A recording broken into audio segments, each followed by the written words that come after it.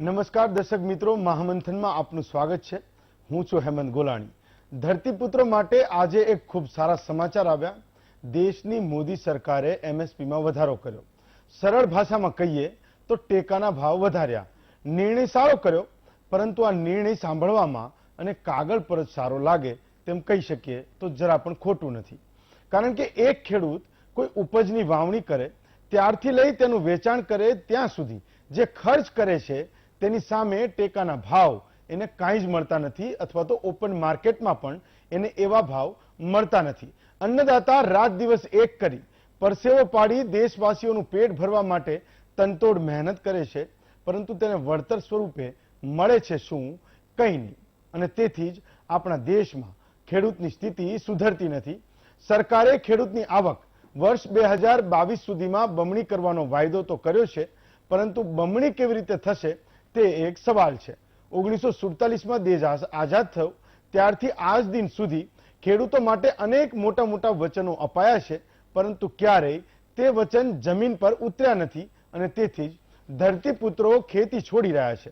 કોઈ નાનો ખેડૂત પોતાના સંતાનને ખેતી કરાવવા માંગતો નથી। આ આપણા સૌના માટે એક સળગતો સવાલ પણ છે। ત્યારે મોદી સરકારે ટેકાના ભાવ વધાર્યા, પરંતુ આનાથી ખેડૂતોની સ્થિતિ સુધરશે ખરી? નવા ટેકાના ભાવ પૂરતા છે ખરા? કયા કયા પાકના ટેકાના ભાવ વધારાયા અને ગુજરાતમાં કયા કયા જે પાક છે એ ટેકાના ભાવે ખરીદાઈ રહ્યા છે? આ તમામ વિષય પર આજે આપણે કરીશું મહામંથનમાં વિસ્તૃત ચર્ચા।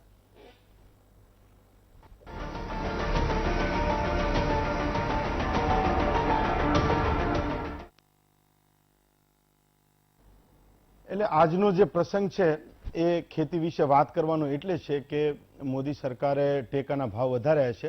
આપણે ગુજરાતમાં તો બહુ ઓછી જણસો છે જે ટેકાના ભાવે ખરીદાય છે, પણ છેલ્લા કેટલાય વર્ષોથી, એટલે આમ તો આઝાદી વખતથી આપણે એવું કહેતા આવ્યા છીએ કે ઉત્તમ ખેતી છે, મધ્યમ વેપાર છે અને કનિષ્ઠ નોકરી છે, એટલે નીચામાં નીચી નોકરી છે।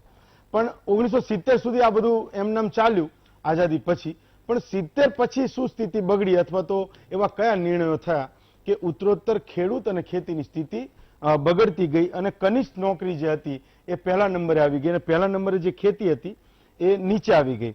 અને રાષ્ટ્રની કરોડરજ્જુ છે એવું તો આપણે હજી પાછા માનીએ જ છે। ખેતીની સ્થિતિ ભલે બગડી હોય, ખેડૂતની સ્થિતિ ભલે કથળી હોય, પણ આપણે એ રાષ્ટ્રની કરોડરજ્જુ છે એવું તો હજુ પણ માનીએ છીએ। અને અર્થતંત્રની તાકાત ખેતી છે એ પણ આપણે માનીએ છીએ। રાષ્ટ્ર નિર્માણમાં ખેતીનો અને ખેડૂતનો બહુ મોટો ફાળો છે એવું પણ આપણે કહેવાનું ચૂકતા નથી। પરંતુ આપણે નાના હતા ત્યારે એક સરસ વાત હતી કે ખેતી વિશે તો આ ખુરશી પરથી ઘણી બધી વાર ખૂબ બધી વાત થઈ છે। એક નાની એવી વાત છે કે આ દેશનો ખેડૂત કેવો છે ને એના માટે કેવી રીતે આ નિર્ણય લેવા જોઈએ। રમણલાલ સોનીની એક વાત છે, આમ તો બાળ વાર્તા છે પણ આપણે બધા મોટાને પણ સમજાય એવી બહુ સરસ વાત છે કે એક છે ને કમોસમી પાક થયો કાંકડીનો, અને ખેડૂત એ ગાડામાં ભરીને જતો હતો, ને રાજા છે એ વેશ પલટો કરીને એની રૈયતની જે છે સ્થિતિ જોવા નીકળેલા કે કેવી રીતે લોકો જીવે છે। તો ખેડૂત મળી ગયા, ખેડૂતને પૂછ્યું કે આટલી બધી કાંકડી લઈને ક્યાં જાવ છો? તો ખેડૂતે કીધું કે હું રાજાને કાંકડી આપવા જાઉં છું। તો એણે કીધું કે ભાઈ એમ કે રાજાને તમે કાંકડી આપવા જાઓ તો રાજા તમને શું આપે? તો ખેડૂતે જવાબ આપ્યો કે ભાઈ રાજા ખુશ થઈ જાય તો રાજા 1000 રૂપિયા ન આપે એમ મારી આટલા પાકના મહેનતના? તો રાજાએ તો વેશ પલટો કરેલો, તો એક સામાન્ય વ્યક્તિ તરીકે વાત કરતા હતા, એટલે રાજાએ કીધું કે 1000 થોડા આપે? તો ખેડૂતે કીધું કે તો 500 આપશે। તો કે 500 થોડા આપે? તો કે 400 તો આપશે ને? તો કે ના ના, કે આટલી કાંકડીના 400 રૂપિયા થોડા એવા તો કમોસમી છે। તો કે વાંધો નહીં, 300 આપશે? તો કે ના ના, 300 ના મળે। તો કે 200, 100? તો કે છેવટે 50 તો આપશે ને? તો રાજા કે ના ના, કે 50 ના મળે। એટલે પેલા ખેડૂતને એવું થયું કે 50 રૂપિયામાં જો રાજા આ કાંકડી ન લે તો હું છે ને એને મોઢા ઉપર કહીને આવીશ કે ભાઈ રાજા તું તારા ઘરનો, હું મારા ઘરનો રાજા છું, અને આ કાંકડી છે હું છોકરાઓને ખવડાવી દેવાનો છું। એટલે રાજાએ થોડું હસ્યા અને ખેડૂતે આગળની વાટ પકડી। રાજા એનું ભ્રમણ કરીને પાછા રાજ દરબારમાં બેઠા હતા, દરબાર ભરીને બેઠા હતા, અને ખેડૂતની એન્ટ્રી થઈ। ખેડૂતે પ્રણામ કર્યા અને કીધું કે રાજા હું આપના માટે આ કાંકડી લાવ્યો છું। તો આણે રાજાએ એટલે સામેથી પૂછ્યું કે હા કે બહુ સારું થયું, મને કાંકડી બહુ ભાવે છે। તો કે કેટલામાં આપશો એમ મને, એટલે તમને શું જોઈએ કાંકડીના બદલામાં? તો ખેડૂતે કીધું કે 1000 આપો તો એમ કે બહુ થઈ ગયું. તો રાજાએ કીધું હા કે એવા 1000 રૂપિયા ના મળે. તો કે ખેડૂત કે 500 આપો. તો કે 500 ના મળે. 400, 300, 200 આપો. તો કે ના એ તો બહુ કહેવાય, આ તો કમોસમી છે. તો કે 100 રૂપિયા આપો. તો કે 100 રૂપિયા ના મળે. તો કે 50 રૂપિયા આપો. તો રાજાને જયારે 50 રૂપિયા વાળી વાત થઈ ને, તો રાજા છે ને જોર જોરથી હસવા માંડ્યા. રાજા જોર જોરથી હસ્યા ને એટલે પેલા ખેડૂતને ખબર પડી ગઈ કે આ તો એમ કે આ જે મને ગામમાં મળેલા એ જ રાજા છે જેની સાથે મેં આ કાંકડી વિશેની વાત કરેલી. એટલે રાજાએ એવું કીધું, એટલે દરબારીઓને એવું કીધું, દરબારીઓને બધા નવાઈ લાગી. રાજાએ એવું કીધું કે આ જે પ્રેમ છે ને, જે લાગણી છે ને આ મારા રાજના ખેડૂતની, એ સૌથી વધારે મહત્વની છે. એટલે એને ખજાનચીને આદેશ આપ્યો કે આ ખેડૂતને એની કાંકડીનું વળતર આપો એમ, કે એને જે કે એટલા પૈસા આપો એમ. એટલે પેલા ખજાનચીએ શરૂઆત કરી કે 50 રૂપિયા આપું. એટલે રાજા કે ના 50 નહીં, એનાથી વધારે આપો. એટલે પેલા ખજાનચીએ કીધું કે 100 આપું. તો કે ના 100 નહીં. તો કે 200, 300, 400 આપું. તો રાજા કે ના એનાથી પણ વધારે. તો કે 500 આપું. તો કે ના 500 નહીં, એનાથી નહીં વધારે. એટલે ખજાનચીએ કીધું કે તો 1000 રૂપિયા આપું એમ. તો રાજાએ કીધું કે એનાથી પણ વધારે. એટલે ખજાનચી મૂંઝાયા કે આ તો 1000 રૂપિયા તો ખેડૂત પણ નથી બોલ્યો અને રાજા એને 1000 રૂપિયા આપવાની ક્યાં વાત કરે. એટલે પછી રાજાએ બહુ સરસ વાત કરી, એ સમજવા જેવી છે કે ખેડૂતને એ જેટલા પૈસા બોલ્યો છે ને એટલા પૈસા આપો. એટલે કે 1000 બોલ્યો વત્તા 500 વત્તા 400 વત્તા 300 વત્તા 200 વત્તા 100 અને વત્તા 50, એટલે 2550 રૂપિયા આ ખેડૂતને આપો. કારણ કે એ જે કાંકડી છે ને એનું મૂલ્ય નથી આ 2550, આ એની જે લાગણી છે ને એનું મૂલ્ય છે.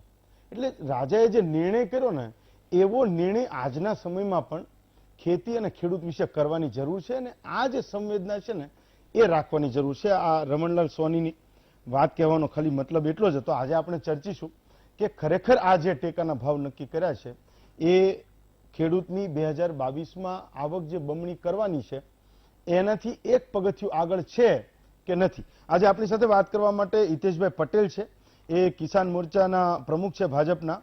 જયરાજસિંહ પરમાર છે, નેતા કોંગ્રેસ. સાગરભાઈ રબારી છે, ખેડૂત અગ્રણી છે. ગાભુભાઈ ચૌધરી છે, એ થોડી વારમાં પહોંચી રહ્યા છે, કિસાન સંઘના નેતા છે. અને આર.એ. સરસિયા સાહેબ આપણી સાથે જોડાયા છે, જે પૂર્વ કૃષિ નિયામક છે, એ પણ આ મામલામાં થોડો પ્રકાશ પાડશે. તો સાગરભાઈ તમને પૂછું એટલે લોકોને એક સરળ ભાષામાં સમજાય કે આજે જે કંઈ ટેકાના આ જે ભાવ વધ્યા એને તમે કેવી રીતે જુઓ છો? કપાસના, મગફળીના ને આપણે ત્યાં જે કંઈ 4-5 જણસ ખરીદાય છે, તો એ ટેકાના ભાવ આજે 2022 વાળી વાત છે એના માટે પૂરતા છે ખરા? 2022માં હેમંતભાઈ જે ખેડૂતની આવક બમણી કરવાની વાત છે એમાં ખર્ચની વાત ગણતરીપૂર્વક અધ્યાહાર રાખી કે એના પ્રમાણમાં બમણી કરશું કે પછી ખર્ચ બમણો થશે ને આવક એ બમણી થશે. માથાદીઠ આવક ગુજરાતનો ખેડૂત આખા દેશમાં 8મા 9મા નંબરે છે. હવે ઓફિશિયલ ડેટા અવેલેબલ નથી એટલે ખબર નથી પડતી કે 12મા 13મા નંબરે ગયો છે કે હજી ત્યાં 8મા 9મા નંબરે જ છે. તો તમે કઈ આવક બમણી કરીને શું આપવાના છો એની ચોખવટ એમણે બમણી કરવાની જ્યારે વચન આપ્યું ત્યારે નહોતી કરી. આ જે થઈ રહ્યું છે છેલ્લા વર્ષોમાં અને એમાંય કોરોના કાળથી, એમાં ખેડૂત દિવસે દિવસે એની વાસ્તવિક આવક ગુમાવી રહ્યો છે. આપણે જે મુદ્દે આજે ડિબેટ કરીએ છીએ ટેકાના ભાવ, તો ગુજરાતમાં ટેકાના ભાવનો લાભ મળતો હોય એટલા ખેડૂતો કેટલા? 54 લાખમાંથી માંડ 5.4 લાખ પણ ખેડૂતો નહીં હોય. બાકીના ખેડૂતોનું શું? એટલે અને અહીંયા આપણે ગ્રાફ હમણાં જોતા હતા તો 4 રૂપિયાથી લઈને 90 રૂપિયા મણનો વધારો થયો છે. હવે તમે ડીઝલના ભાવ જોશો તો 2010 થી કે 15 થી ને 2021માં આજનો 92 રૂપિયા. એપ્રિલ 2009માં 30 રૂપિયા અને 86 પૈસા હતા અને જૂન 2021 એટલે ઓલમોસ્ટ 10-11 વર્ષ પછી 85.38 રૂપિયા હતા. એટલે હવે એમાંય પણ થોડો ઘણો આજે 92 રૂપિયા અને 26 કે 27 પૈસા આ પહેલી તારીખના પેલાથી. એટલે આ જે વધારા થયા છે, મજૂરીના દરો શું હતા, ખાતરના દરો શું હતા, આ બધા જે સરકાર પોતાનો જે પિયાવો લે છે ને, સિંચાઈનું પાણી આપે એનો જે દર લે છે એને પિયાવો કહે છે, એમાંય 7.5% વધારો દર વર્ષે થાય છે, એની જોગવાઈ છે. તો એના પ્રમાણમાં આ ભાવો ક્યાં છે? એટલે એક તો જે વધારો છે ને એ બહુ નગણ્ય છે, અને એમાંય આવી કોરોનાની પરિસ્થિતિમાં જ્યારે ખેડૂત દિવસે દિવસે ઘસાતો જાય છે, વધારાના ખર્ચ વધતા જાય છે આરોગ્ય પાછળના, એવા સંજોગોમાં આનાથી ખેડૂતનું કંઈ ભલું થવાનું નથી. એ બાબતમાં હું બહુ સાફ છું.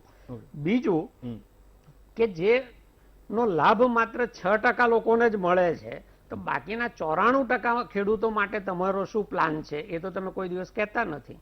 એ પૂછીશું એમને. આ એક વાત છે હિતેશભાઈ, કે સાગરભાઈ જે વાત કરીને એમને મેં જે સવાલ પણ પૂછ્યો, અને બીજો સવાલ થોડો તમને જુદી રીતે પૂછ્યો છું કે બમણી જે કરવાની વાત છે એ કયા વર્ષના આધારે એટલે બમણી કરવાની? માનો કે તમે 2010માં કપાસનો ભાવ હતો એ 500 રૂપિયા હતો, અને જો 2010 ને તમે બેઝ ગણતા હો તો ઓલરેડી તમે એ જે ટાર્ગેટ છે એ અચીવ કરી લીધો છે. પણ 2014માં જયારે તમે સત્તામાં આવ્યા ત્યારે કપાસનો ભાવ 750 હતો, તો 2021માં એટલે આજે જે નવો આવ્યો એ 1145 થયો. અને બીજો જે સૌથી ગુજરાતનો મહત્વનો પાક મગફળી, એ 2010માં એનો ભાવ 460 રૂપિયા હતો. જો તમે એને જો બેઝિક વર્ષ ગણતા હો તો એ ટાર્ગેટ પણ અચીવ થઈ ગયો છે. 2014માં 800 રૂપિયા હતો, એટલે કે 1600 થવો જોઈએ 2022માં. તો 2021માં 1110 છે, એટલે ઓલમોસ્ટ 500-600 રૂપિયા જેવો એક ગેપ છે. એટલે બેઝિક વર્ષ કયું ગણશો તમે? સત્તામાં આવ્યા 2014માં એ, કે આગલી સરકારનું બીજી જે ટર્મ શરૂ થઈ એ કયું વર્ષ ગણશો? બેઝિક વર્ષ તો મોટા ભાગે 2014 થી ગણીશું. ઓકે, કારણ કે કમ્પેરિઝન 2005 થી કરીશું. સોરી, 2005 ને આપણે બેઝિક વર્ષ ગણીશું, કારણ કે કમ્પેરિઝન હંમેશા જૂની સરકાર અને નવી સરકાર બંને વચ્ચે થતી હોય છે, એટલે 2005 ને આપણે કમ્પેરિઝન વર્ષ ગણીશું. પણ હું હેમંતભાઈ થોડી વાત આગળ પાછળ પણ લઈ જઈશું તમને, કે ભૂતકાળમાં હંમેશા ખેતી અને ખેડૂતને બાપડા બિચારા તરીકે જ ગણવામાં આવ્યો છે. તમે હમણાં ખૂબ સરસ વાત કરી કે કોંગ્રેસના પૂર્વ પ્રધાનમંત્રી માનનીય જવાહરલાલભાઈ નહેરુજીએ એ ખૂબ સરસ વાત કરી હતી કે ખેડૂત જન્મે છે પણ દેવામાં અને મરે છે પણ દેવામાં. ખેડૂત હંમેશા બાપડો બિચારો જ રહ્યો છે. ખેડૂત સ્વાભિમાન સાથે આગળ વધે, ખેડૂતનો દીકરો ખેડૂત બનવા માટે ખેતી કરવા તરફ આકર્ષાય, એવી કલ્પના માત્ર પુસ્તકોમાં અથવા સાહિત્યમાં જ કરવામાં આવે છે. ખેતીને ક્યારે સ્વાભિમાન સાથેના વ્યવસાય તરીકે ગણવો, આ પ્રકારની વાત ક્યારે થઈ નથી, અથવા એ પ્રકારના પ્રયત્નો પણ નથી થયા. મોટા ભાગે ખેતી અને ખેડૂત એના માટે કંઈ કરવામાં આવે તો દેવા માફી કરી દેવામાં આવે, જેથી ખેડૂતની પરિસ્થિતિ સારી થઈ જાય. ખાલી મુદ્દો આ પ્રકારના જ પ્રયત્ન કરવામાં આવ્યા. સિમ્પલ, એકદમ સિમ્પલ સવાલ છે કે તમે બેઝિક વર્ષ કેને ગણશો, ડબલ ક્યારથી ગણવાની, એમ ખાલી એટલો જ. 2005 થી તો ઓલરેડી એ સરકાર 2014માં ગઈ ત્યારે ટાર્ગેટ અચીવ કરીને ગઈ હતી. ચલો, ઓકે. જયરાજસિંહ, આ તમારા પર જે કાયમ માટે જે આરોપ લાગે છે કે ભાઈ કોંગ્રેસના રાજમાં ખેતીમાં આવું થયું, તો હવે તો એની સ્થિતિ પલટાવી જોઈએ, થોડી બદલાવી જોઈએ, કારણ કે હવે તો તમારો પણ વારો નથી. તો જે લોકોએ ખેતીમાં ટેકનોલોજીના નામે અને આવક ડબલ કરવાના નામે જે લોકોએ આખું મોરચું સંભાળ્યો છે, એની જવાબદારી કેટલી? હેમંતભાઈ, આમાં બે વાત સમજવા જેવી છે. એક, આપે જે પ્રશ્ન પૂછ્યો એમાં મારા પરમ મિત્ર હિતેશભાઈ જે વાત કરી એ પણ આવી જાય છે, અને પછી આપણે ટેકાના ભાવ પર આવીશું. સૌથી પહેલા તો આ દેશ આઝાદ થયો ત્યારે આપણને ખ્યાલ છે કે આપણે ઘઉંથી લઈને બધી જ વસ્તુઓ બહારથી મગાવવી પડતી હતી. સૌથી પહેલા અગત્યની બાબત એ છે કે આ દેશને, આ બંધારણે જે કૃષિ દેશનો જે દરજ્જો આપ્યો છે, કૃષિ પ્રધાન દેશ, એ ત્યાંથી શરૂઆતથી સમજી લેવાની જરૂર છે કે આખા સિનારીઓમાં ખેડૂત ક્યાં છે. કારણ કે તમે જાપાન તો ઉદ્યોગ પ્રધાન દેશ, તમે બીજા બધા દેશો જોવો તો કોઈક ટેકનોલોજી પ્રધાન દેશ હોય, એમ સ્પષ્ટ રીતે ભારત એક કૃષિ પ્રધાન દેશ છે. એ પહેલા જ બંધારણમાં પહેલી લીટીમાં જ લખેલી વાત છે. એટલે ખેડૂત છે એ કેન્દ્રમાં છે, એ વાત બહુ સ્પષ્ટ માનો છો? એક નંબર. પછી બીજું, પાર્ટીઓને પણ મેસેજ આપવા માટે જય જવાન જય કિસાન, રક્ષણ તો જય જવાન ને જય કિસાન, આ પણ કોંગ્રેસી સરકારોની કરેલી વાત છે. એના ઉપરથી સ્પષ્ટ છે કે બીજું પણ એ વખતે પણ એના બીજા દશકામાં પણ કેન્દ્ર સ્થાને હંમેશા ખેડૂત રહ્યો છે. અમારી પર્ટિક્યુલર વાત કરીએ, દેશની નહીં પણ એક પોલિટિકલ પાર્ટીની વાત કરીએ તો હળક તો ખેડૂત હોય, ગાય વાછરડું હોય, બે બળદની જોડી હોય, એ શું છે? બે બળદની જોડી એટલે શું? બળદ કયા કામમાં આવે છે? માત્ર કૃષિના કામમાં. ઠીક છે, જમાનો આગળ વધે, survival of fittest and struggle for એક્ઝિસ્ટન્સની વાત આવે, જમાના સાથે તાલ મિલાવવો પડે, ડાર્વિનનો નિયમ પણ લાગુ પડે, એમ સાધનો આવતા ગયા, ટ્રેક્ટર આવ્યા, બીજું ત્રીજું અનેક, હવે તો બધા કૃષિના કેટલાય સાધનો આવી ગયા. પણ અમારી તો પાર્ટીનો સિમ્બોલ પણ બે બળદની જોડી હતી, એટલે એના ઉપરથી પહેલી તો કલ્પના કરી લો કે અમારા કેન્દ્ર સ્થાનમાં હંમેશા ખેતી રહી છે.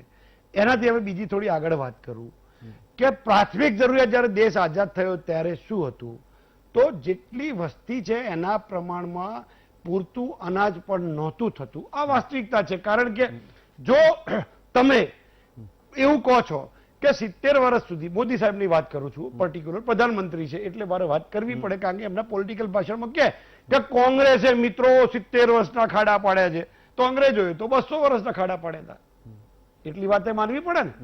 આપણે માનીએ છીએ કે સોનાની ચીડિયા ગણાતો આ દેશ છે અને તમામ સંપત્તિથી લઈ તમામ ખનીજ બીજું ત્રીજું જેટલું લૂંટાય એટલું લૂંટી ગયા હતા અંગ્રેજો. આવું આપણે બિલકુલ ઇતિહાસના પુસ્તકોમાં અને પ્રાથમિક શાળામાં ભણ્યા જ છીએ. એટલે જે દિવસે આઝાદી લઈને કોંગ્રેસના હાથમાં દેશની ધુરા આવી, એ દિવસથી પ્રાથમિક જરૂરિયાત શું? તો સૌથી આ દેશમાં મોટો વર્ગ કિસાન, ખેતી. તો ખેતીની પ્રાથમિક જરૂરિયાત શું? તો સારી જમીન.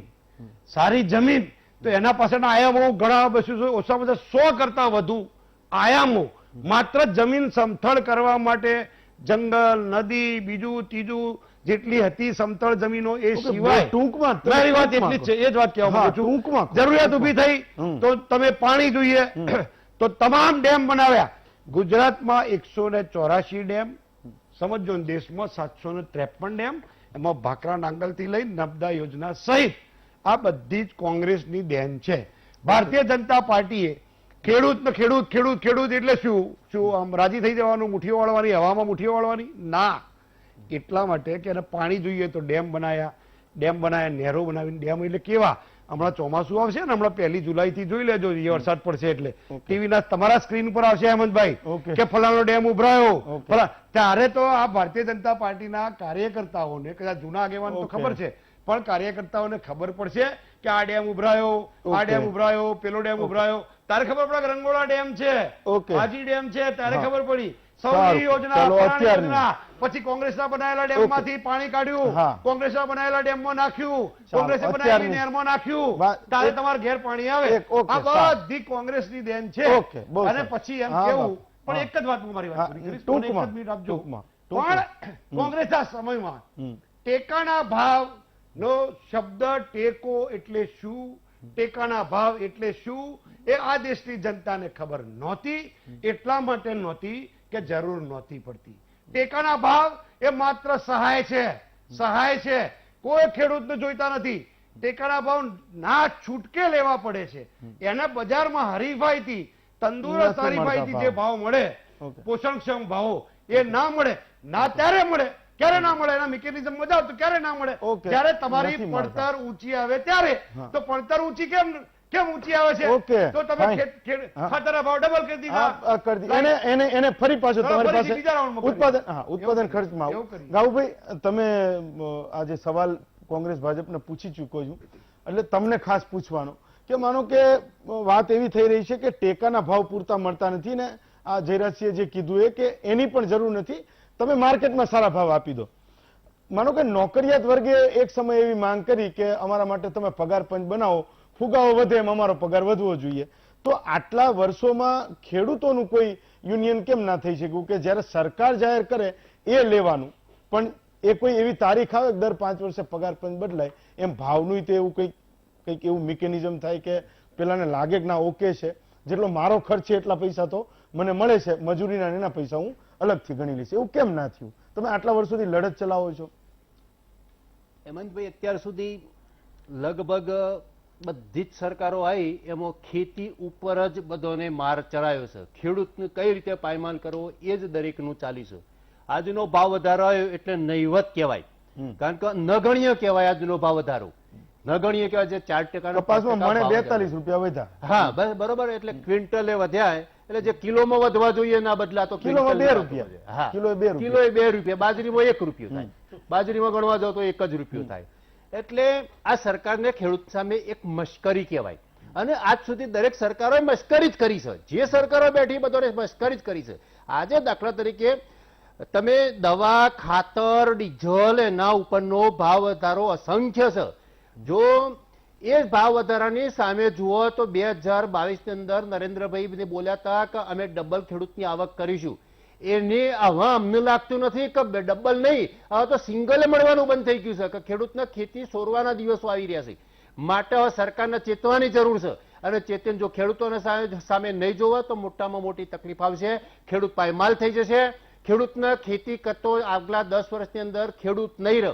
એટલે કદાચ મને એવું લાગે છે કે સરકારની એવી ગણતરી હોય કે બધું કંપનીઓનું આપી દઈએ અને ખેડૂતને પતાવી દઈએ. કદાચ એવું ગણતરી અત્યારે મને દેખાઈ રહી છે. સાગરભાઈ, આજે દાખલા તરીકે અત્યારે એમને એમએસપી જે જાહેર કરી છે એ એમએસપી ન ગણીએ ગણાય. હવે એમએસપી થી ખરીદી પણ થતી નથી. આજે ગુજરાતની અંદર તો 25% ખરીદી. તમે બીજા 4 રાજ્યોની અંદર જોડો તો જે રીતે દાખલા તરીકે પંજાબ છે, ઉત્તર પ્રદેશ, આ બધા 2-4 રાજ્યોની અંદર તો 85% સુધીની ખરીદી થાય છે. ત્યારે ગુજરાતની અંદર જ ખરીદી થતી નથી. એટલે સરકાર ખેડૂતની અત્યારે મશ્કરી કરી રહ્યા છે. આજે 30 જૂન સુધીમાં વાત હતી કે ભાઈ બેંકોનું લંબાવો તમે, બરાબર, બેંકોનું લંબાવી 30 જૂન હજુ સુધી તો બેંકની અંદર પરિપત્ર ગયો જ નથી. અત્યારે ઘણી બેંકોમાં તમે જઈને ખેડૂત વાત કરે છે તો એમ જ કહેશે કે તો આ મને પરિપત્ર મળ્યો નથી. એટલે મૂળ વાત ત્યાં આવે છે. ચલો પરિપત્ર તમને મળી ગયો, 30 જૂન પછી ખેડૂત પૈસા ક્યાંથી લાવશે? દરેક ઘરમાં કોરોના આવ્યો છે, પૈસા તો ડોક્ટરો લઈ ગયા, ક્યાંથી લઈને હવે ખેડૂત ભરવાનું છે બેંકમાં પૈસા? એટલે જો સરકાર ધારે તો આરબીઆઈ ને કહી અને અત્યારે હાલ જે એનું વ્યાજ ભરવાનું હતું એ વ્યાજ અને ઓપન કરી શકતા હતા. હિતેશભાઈ, એટલે આ જે સમસ્યા છે આ ફેરબદલી કરવાની, ફેરબદલી એ તો કરવાની. વિચારણામાં છે ઓટો કે નહીં? રિન્યુ થઈ શકતું હતું. વિચારણામાં છે ને?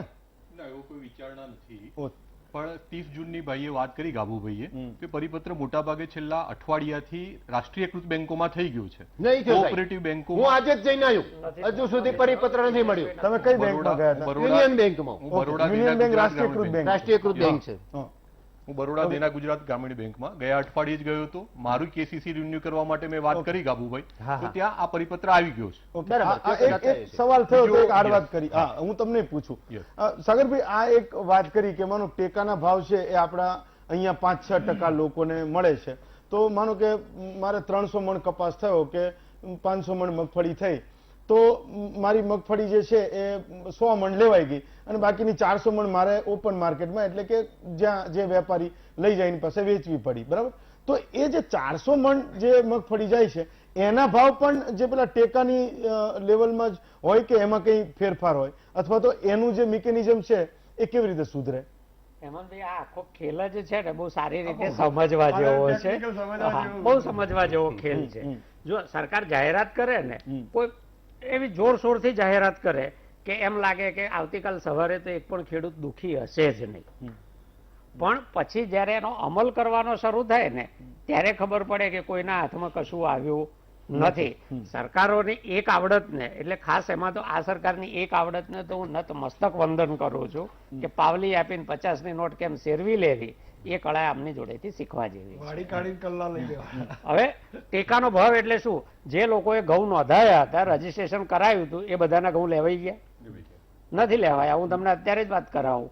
મગ, ચણા, જો રજીસ્ટ્રેશન જ્યારે સિઝનની અંત તરફ હોય ને ત્યારે રજીસ્ટ્રેશન થાય, પછી ખરીદી શરૂ થાય ત્યારે SMS જાય, વચ્ચે ખાસો સમય હોય, પછી વારો આવે એમાં ટાઈમ જાય, વારો આવ્યા પછી ચુકવણામાં ટાઈમ જાય, ખાતામાં પૈસા આવવામાં વચ્ચે હું એક કહી દઉં, એના પછી વચ્ચે પાછું રિજેક્ટ કરવામાં આવે. હા, એટલે જાય ત્યારે પાછો રિજેક્ટ પણ થાય. એટલે એમાંય પાછું ગ્રેડર. હા, પછી ગ્રેડર પાસે નક્કી કરે લાઈનમાં ઉભો રહે. હા, એ તો બધું જુદું જ. ચક્રવ્યૂહ જેવું ક્વોલિટી એમાંથી કંટ્રોલ તો આવે જ છે. નીકળવાનું હોય છે બધા એટલે ખોટા. એટલે હિતેશભાઈ, આ જે ત્રણેય મિત્રો કહી રહ્યા હેમંતભાઈ, એક જ મિનિટ, છે, એટલે એ જવાબ તમે પણ તમે પૂરો સાથે કરો આપી પછી પૂછો. શકાય. હા, સાથે હા, જવાબ હા, આપી હા, શકાય. પૂછી લો. જો આ છે ને, આ નાટકમાં ફસાવા જેવું જ નથી. હું તમને કહું કે ખેડૂતની આવક વધારવી હોય, નફા કરતા કરવા હોય ખેડૂતને, તો ટેકાના ભાવથી ખેડૂત ક્યારેય નફો કરવાનો નથી. આ સહાય છે, સહારો છે, ટેકણ લાકડી. સહાય છે. Yes. હું તમને એક જ સાદો દાખલો આપું. ભારતનું એગ્રીકલ્ચર એક્સપોર્ટ એટલે ખેત ઉપજોની નિકાસ 2013માં $43 બિલિયન હતી અને એ વખતે કપાસનો ભાવ આપણને 1350-1400 મળતો હતો. મગફળીનો ભાવ 1100 લગભગ પહોંચ્યો હતો. હવે તમે આખો કોમર્સ મિનિસ્ટ્રીનો ગ્રાફ જોશો ને તો જેમ જેમ નિકાસ વધી છે ખેત પેદાશોની, એમ ખેડૂતોને મળતા ભાવો વધતા ગયા છે. અને જયરાજસિંહ કહેતા હતા કે એ વખતે કોઈ ટેકાનો ભાવ જાણતું નહોતું. સાચી વાત છે કે મને બજારમાં વધારે મળતા હોય તો હું શું કામ ટેકાનો ભાવ લેવા જાઉં? મને બજારમાં રોકડા તરત મળે છે. આનો એકમાત્ર ઉપાય, અને જુઓ કે $43 બિલિયન થી પછી 14 થી જયારે નીચે ઉતરવા માંડ્યું એક્સપોર્ટ, તો બજારમાં ખેડૂતોને ભાવો મળતા ઘટવા માંડ્યા છે. જે પેલા 1400 હતા એ કપાસના ફરી નથી આવ્યા, મગફળીના 1100 ફરી નથી આવ્યા. હવે તમારે એક્સપોર્ટ વધારવું હોય તો તમારે દુનિયાના દેશો સાથે સંબંધો સારા રાખવા પડે. શોબાજી કરવાથી કોઈ તમારો માલ ખરીદતું નથી. તમારે સંબંધો સારા રાખવા પડે. જેમ જેમ સંબંધો બગડે એમ તમારો કોઈ પણ વસ્તુની નિકાસ છે એ ઘટતી જાય. અત્યારે આર્થિક રીતે જ યુદ્ધો લડાય છે ને યુદ્ધો જીતાય છે.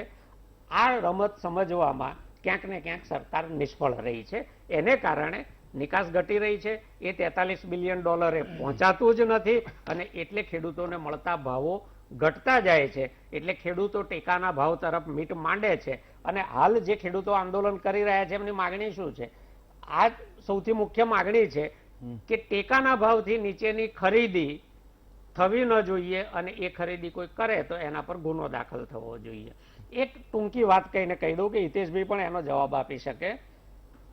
ભારત સરકારે જેને એટલે સુપ્રીમ કોર્ટે જેને નિમ્યા છે પેલી કમિટીમાં ડોક્ટર અશોક ગુલાટી, એમનો પોતાનો એક રિપોર્ટ છે કે ભારત સરકાર આયાત નિકાસની નીતિમાં ફેરફાર કરીને, એટલે એની સાથે ચેડા કરીને, અહીંયા પાકે ત્યારે વિદેશથી આયાત કરવા દેવી, અહીંયા પતી જાય ત્યારે નિકાસ કરવા દેવી વેપારીઓના લાભાર્થે, એના કારણે વાર્ષિક 2,45,000 કરોડનું નુકસાન સરકાર પોતે ઉઠીને ખેડૂતોને કરાવે છે. હવે એ જે સરકાર વર્ષે 2.5 લાખ રૂપિયાનું નુકસાન કરાવતી હોય એ ટેકાના ભાવે તમને શું આપી દેવાની? હિતેશભાઈ, એટલે મૂળ એમની બે વાત હતી. એક તો આ એક અશોક ગુલાટી વાળી વાત, અને એક મુદ્દો એ હતો કે એ તમે કહો છો કે ચલો બેંક પાસે પરિપત્ર પહોંચી ગયો, તમે કીધું કે ઘઉં છે એ ટેકાના ભાવે ખરીદાઈ ગયા જે કંઈ નક્કી થયું હતું, તો તમારી પાસે અથવા તો પ્રોપર માહિતી નથી પહોંચતી. જો માહિતી નહીં પહોંચે તો નિર્ણય કેવી રીતે થાય? એ તો ગ્રાઉન્ડ પર રખડનારા માણસ છે. બે વસ્તુ છે. એક તો એક જવાબ પૂરો કરી લે જીરાજસિંહ, તમારી પાસે આવું. બેંકના પરિપત્રમાં એક તો જે રાજ્ય સરકારે આપી હતી ઇન્ફોર્મેશન એ પ્રમાણે તરત જ કોઓપરેટિવ બેંકોએ એનું ઇમ્પ્લિમેન્ટેશન ચાલુ કરી દીધું હતું. જે ગામડામાં મંડળીઓ છે એ લોકોએ પણ ઇમ્પ્લિમેન્ટેશન ચાલુ કરી દીધું હતું. બીજું કે જ્યારે નરેન્દ્રભાઈનું ભાષણ હતું એમાં પણ જાહેરમાં કીધું કે રાષ્ટ્રીયકૃત બેંકોની પણ જાહેરાત KCC રિન્યુઅલની તારીખ 30 જૂન સુધી કરી દીધી છે. એની બેઠક થઈ, અઠવાડિયા પછી એ પરિપત્રો પહોંચી ગયા હતા. પણ ક્યાંક આપણી જાગૃતતા ન હોવાના કારણે ક્યાંક ને ક્યાંક એ વાતમાં ખેડૂતો અટવાયા હતા. પરંતુ હવે મોટા ભાગે આ વાતનું સમાધાન આવી ગયું છે. બીજું, સાગરભાઈએ ખૂબ સારી વાત કરી MSP ને લઈને, પણ છેલ્લા 3 વર્ષનું સિનારીઓ આપણે જોઈશું તો ડાંગર અને મગફળીમાં ટેકાના ભાવ કરતા બજારના ભાવ ખૂબ સારા રહ્યા છે. એમાં ક્યાંક ને ક્યાંક એક આધાર ટેકાના ભાવનો પણ વેપારીઓમાં રહ્યો છે કે વેપારી ટેકાના ભાવ કરતા ઊંચી ખરીદી કરી રહ્યો છે ડાંગર અને મગફળીમાં. મગફળી જ્યારે બજારમાં આવી ગયા વર્ષે દિવાળીની આજુબાજુમાં ત્યારે 1000 રૂપિયાથી સ્ટાર્ટ થઈ હતી મગફળી. એ મગફળી આજે એપ્રિલ આવતા આવતા એ મગફળી 1400 રૂપિયાએ પહોંચી હતી. એ જ રીતે કપાસમાં થયું. કપાસમાં પણ ટેકાના ભાવે ખરીદી શરૂ થઈ. એ પછી માર્કેટ એટલું ઊંચકાયું કે આજે ખૂબ સારો ભાવ ખેડૂતોને મળી રહ્યો છે. જયરાજભાઈએ પણ વાત કરી કે ટેકાનો ભાવ એ માત્ર એક સહાય છે, પણ હું એવું માનું છું કે ટેકાના ભાવના કારણે છેલ્લા ગુજરાતમાં છેલ્લા 2-3 વર્ષથી ઊંચા ભાવે ખરીદી થઈ રહી છે. એનું મૂળ કારણ ટેકાના ભાવમાં સરકાર ખૂબ એકદમ સારી રીતે એનું ઇમ્પ્લિમેન્ટેશન કરી રહી છે. ગાબુભાઈએ કીધું કે ખૂબ 5% કે 6% ખેડૂતોની જ ખરીદી થાય છે એવું નથી. ગયા વર્ષે 38 લાખ ખેડૂતોની ખરીદી થઈ છે અને 32 લાખ ટન અનાજ ખરીદાયું છે. એવરેજ 65 થી 70% ખેડૂતોની સાહેબ, ખરીદી 54 લાખના છે ને, તમે 38,000 કે કેટલા ખેડૂતો બોલ્યા? હા, 54 38 લાખના 38 લાખ 38 લાખ ખેડૂતો. 38 લાખ ખેડૂતો અને તો 32 લાખ મેટ્રિક પરિવાર ટન પરિવાર હોય. એટલે એમાં પાછું પેલું હવે હોય ને એના- હેક્ટર અરે, દીઠ, એક બે હેક્ટરની એક મર્યાદા. ખાલી માહિતી આપી દો પછી. આજે એક માહિતી જયરાજસિંહ, એક આજે માહિતી latest એક માહિતી આંકડો છે, એક માહિતી આખા એમને દેશનો આપો. એ હા, ઓકે. 46 લાખ મેટ્રિક ટન ઘઉં આજે સરકારે ખરીદી લીધા છે. 46 જો, 46 lakh okay, metric okay, ton. ભાઈ. હા, જયરાજસિંહ, એક માહિતી આપી દો પછી તમને કહું. આજે આ તમે જે ટેકાના ભાવ અને બજારે જે લોકો ઓપન માર્કેટમાં ખરીદે છે વેપારીઓ ઊંચા ભાવે, Yes. એનું એક ઉદાહરણ છે. આજે છે ને મગની એક ખરીદી છે ને એ જામનગરમાં એપીએમસીમાં તમે તપાસ કરજો, લગભગ 800 ના ભાવે ગયા છે. અને મગ જે છે ને, મારી પાસે લિસ્ટ છે. અચ્છા, એ આજે નહીં, આજે 1455 મણનો ભાવ છે. હા. એટલે અહીંયા અને ટેકાનો ભાવ ખરીદી 800 રૂપિયા થઈ રહી 1455 છે. અને 800, સવા 800, જામનગરમાં, હા, જુનાગઢ. જુનાગઢમાં. મારી પાસે ઓકે, લેખ છે. હા, હા, હા, જયરાજસિંહ, તમે કઈ કહેતા હતા? જો હવે બે વાત છે. એક તો ટેકાના ભાવમાં બહુ સ્પષ્ટ રીતે કહું કે ડોક્ટર સ્વામિનાથનની કમિટીએ 4માં કમિટીની રચના થઈ, 6 થી કામ શરૂ કર્યું, બરાબર. એના પછી ફિલ્ડમાં જવું પડે, તજજ્ઞો જાય, લોકોનો અભ્યાસ કરે, રિપોર્ટ 9માં આવ્યો, સરકાર ગઈ, કોંગ્રેસી સરકાર ગઈ, બરાબર. 9 થી 14 ફરીથી આવી અને કોંગ્રેસી સરકાર બનાવી. હવે સમજો મારી વાત શું છે. 2014 ની અંદર પ્રધાનમંત્રીના ઉમેદવાર તરીકે નરેન્દ્રભાઈ ડિક્લેર થયા. એ વખતે જે ભારતીય જનતા પાર્ટીએ પોતાના મેનિફેસ્ટો તો બહાર પાડતા નથી, પણ સંકલ્પ પત્રમાં કે આવું અમારું વિઝન ડોક્યુમેન્ટ છે, આવી અમારી વિઝન છે, એમ કરીને બહાર પાડી. એમાં સ્પષ્ટ રીતે એમને એવું કીધું કે ભાઈ લાગતના 50% અમે ખેડૂતોને આપીશું. અને સૌથી ગાય વગાડીને જે વાત કરી ને, એમને સ્વામિનાથન કમિટીના અહેવાલનો અમલ નહીં કરી, જેના ઉપર એમને મત માંગ્યા. હવે અમલીકરણની વાત આવે, એમાં સાગરભાઈ જાણે છે, ગાભુભાઈ પણ જાણે છે. મુખ્ય વાત એ છે કે તમારે ટેકાના ભાવ નક્કી કઈ રીતે કરવાના. હા, એ જૂનો આધાર લે નહીં, છે. એની ફોર્મ્યુલા છે. હા. ફોર્મ્યુલા. બહુ સ્પષ્ટ કહું. A2 plus FL, FL, C2. એટલે A2 પ્લસ FL. FL. ત્રણ ફોર્મ્યુલા નહીં, છે. એક અને મિનિટ, C2. એક મિનિટ. 3 વર્ગ છે. તમે એક મિનિટ, મારી વાત. ત્રીજી ફોર્મ્યુલા. હા, મારી વાત સાંભળો. એમાં આવી જ જશે. ખૂટો તો કેજો, અથવા ખોટો હતો મને પ્રકાશ પાડજો. A2 પ્લસ FL માં સીધું ફર્ટિલાઇઝર ગણી કાઢ્યું, ચલો બીજા બધા ખર્ચાઓ, વીજળી, ખાતર, બધું ગણી કાઢ્યું, અને પરિવારની મજૂરી. બરાબર. અને FL એટલે ફેમિલી લેબર, એ ગણી કાઢી. પણ એક્ઝેક્ટ તો અમલીકરણમાં C2 પ્લસ FL કરવાનું કહ્યું છે. C2 ની અંદર સ્પષ્ટ જોગવાઈ છે. પહેલા તો આ દેશની અંદર ને ગુજરાતની કેટલા ખેડૂતો ને કેટલા ખેત મજૂરો સ્પષ્ટ છે. જમીનના માલિકો એટલે કે જમીન ધારણ કરતા હોય એવા, ભલે સીમાંત ખેડૂત હોય, કેટલા છે, અને એની સામે ખેત મજૂરો કેટલા વધી રહ્યા છે. તો તમે માત્ર કોને કર્યું કે જે જમીન ધરાવે છે, ચલો ને અડધો વીઘો કે 1 ગુંઠો, એ જમીન જે ધરાવે છે એમના જ ફોર્મ્યુલા બધી આવી. પણ C2 ની અંદર જે ભાડે ખેતી કરે છે, દેશી ભાષામાં કહીએ તો ભાડે, બાકી આપણે ઉધડ કહીએ કે પછી ભાગવું કહીએ, 5મો ભાગ નક્કી કર્યો, જે વોટ એવર, એ તમે એ તો ગણતરીમાં લીધી જ નથી. એટલે જ ખેડૂતોનો એક મોટો વર્ગ જે C2 પ્લસ FL ફોર્મ્યુલામાં સ્વામિનાથન રિપોર્ટ કર્યો હતો, એ તો આજે પણ ક્યાંય અમલ લેવાયો નથી, જેના તમે ગાય વગાડીને વચન આપ્યા હતા. હવે સવાલ એ છે 2022માં અત્યારે ટેકાના ભાવ, હાલ આખો કોરોનાનો ટેન્યુઅર છે, તો અત્યારે રસીની વ્યવસ્થા જગ્યાએ એકદમ ટેકાના ભાવ ક્યાંથી યાદ આવ્યા ખબર છે? કારણ કે હવે પછી 2022માં 5 રાજ્યોની ચૂંટણી આવે, પછી 24માં પાછા ડંકા વાગી જ રહ્યા છે. હવે 2022માં એક્સટેન્શન તો આવે જ છે. આ તો 2022ની કેસેટ કઈ નવી નથી, ઘસાઈ ગયેલી કેસેટ છે. પણ 2022માં ખેડૂતોના ભાવ ડબલ કરીશું. ગાજો આવો તો ડબલ થાય, મને એટલી ખબર પડે છે. ઘઉંમાં, ચોખામાં એમાં તો કઈ થાય એવું બહુ નીકળે એવું નથી. જો ગાજાની છુટ્ટી આપો અથવા તો નશાકારક કોઈ વસ્તુઓની છુટ્ટી સરકાર આપે ને જો ડબલ થઈ જાય તો મને ખબર નથી. બાકી એવું કોઈ રોકેટ સાયન્સ કે મિકેનિઝમ નથી કે તમે ટેકાના ભાવ સોરી તમારી બજારની પોષણક્ષમ ભાવો છે એ તમને ડબલ મળે. હા, મળે. ક્યારે મળે કે તમારે સ્પષ્ટ રીતે આઉટરાઈટ તમારે ખાતર જે પહેલા 300 રૂપિયા મળતું હતું, ભલે 700 જતું હતું, હું તો કહું 700 ભાવ હતા, તો એ ના ગણાય. પડતર કેટલી આવે છે એ ગણો. તો સસ્તી વીજળી, સીધું સિંચાઈથી નહેરો દ્વારા પાણી, એના પછી સસ્તું ખાતર, અચ્છા પછી મજૂરી પણ સસ્તી, જે લઘુત્તમ જે ભાવ નક્કી કર્યા હોય એ, આ બધા ભાવ કરો ત્યારે તમારી પડતર તો નીચે આવી જોઈએ ને. એ પડતર નીચે આવે તો જ તમારા ભાવ ડબલ થાય. એ સ્થિતિ તો ઉલટી થઈ છે.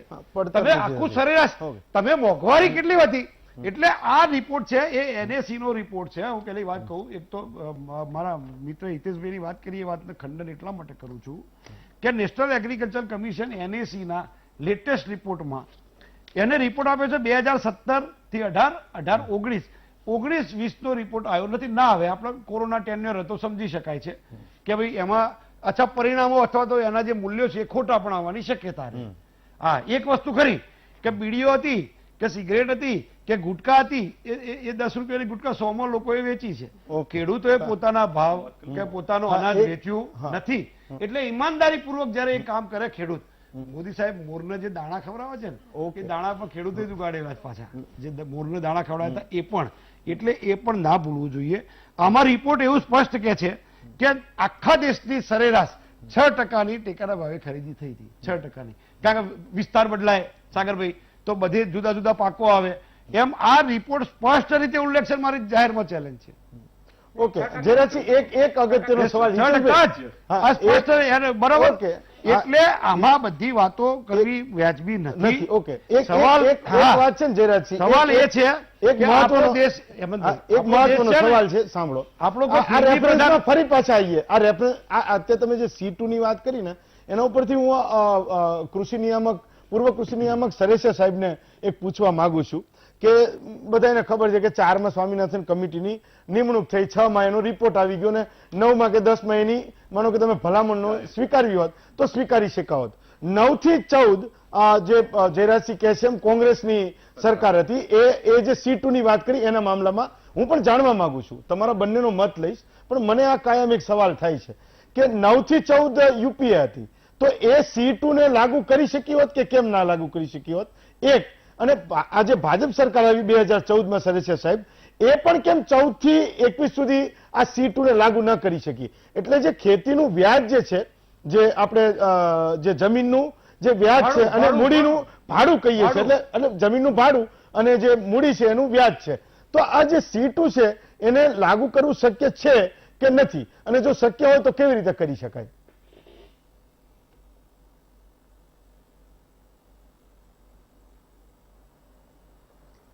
હેમંતભાઈ, ખૂબ જ સારી ચર્ચા થઈ રહી છે.